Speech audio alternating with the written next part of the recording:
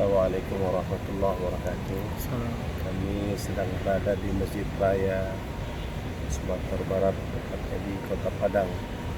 InsyaAllah ini masjid yang luar biasa besar, sering diadakan acara-acara majelis besar di tempat ini. Allah berikan keberkahan kepada kita semua. Amin. Mau dilihat Masjid Haram pakai penuh dengan Asmaul Husna.